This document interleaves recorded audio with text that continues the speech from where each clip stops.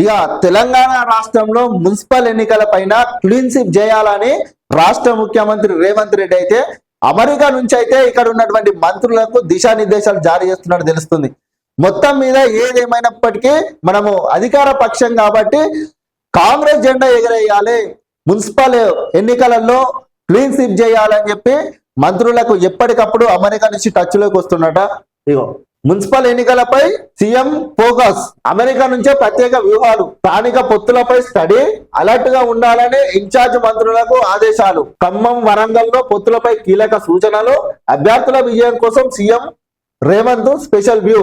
ఏదేమైనప్పటికీ అభ్యర్థుల గెలుపు కోసం అయితే సీఎం ప్రత్యేకంగా వ్యూహం చేస్తున్నట్టు తెలుస్తుంది.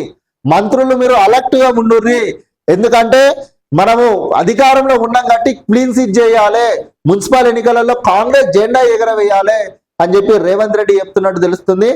ఆయన అమెరికా పర్యటనలో ఉన్నాడు కదా, ఇక్కడ మంత్రులకు దిశానిర్దేశాలు జారీ చేసుకుంటా ఎప్పటికప్పుడు టచ్ లోకి వచ్చుకుంటా పొత్తుల పైన అన్నిటిపైన చర్చలు జరుపుకుంటా కొనసాగిస్తున్నారు.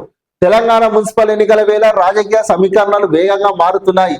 పాలకపక్షం కాంగ్రెస్ క్లీన్ స్వీప్ చేయడమే లక్ష్యంగా అడుగులు వేస్తుండగా ప్రతిపక్షాలు తమ ఉనికిని చాటుకోవాలని చూస్తున్నాయి. ఇక ప్రతిపక్షాలు అంటే అటు బీజేపీ బీఆర్ఎస్ మరి ఉనికిని వీళ్ళు చాటుకుంటారా?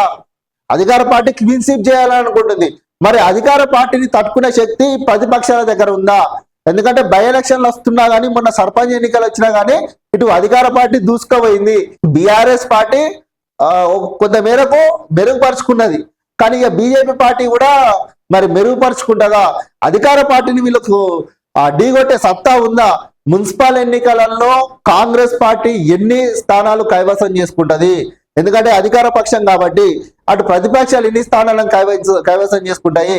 ఇటు రేవంత్ రెడ్డి డైరెక్ట్ మంత్రులకు దిశానిర్దేశాలు జారీ చేసుకుంటా మీరు ప్రతి మున్సిపాలలో మన జెండా ఎగిరేయాలని చెప్పి చెప్తారు. మరి ప్రతిపక్ష నాయకులు ఏం చేస్తారు అనేది అయితే మనము మున్సిపల్ ఎన్నికల రిజల్ట్ తర్వాత అయితే చూద్దాం. మరి కాంగ్రెస్ పార్టీ అధికార పార్టీ ఎన్ని సీట్లు కైవసం చేసుకుంటది, ప్రతిపక్షాలు ఎన్ని సీట్లు కైవసం చేసుకుంటది అని అయితే చూద్దాం.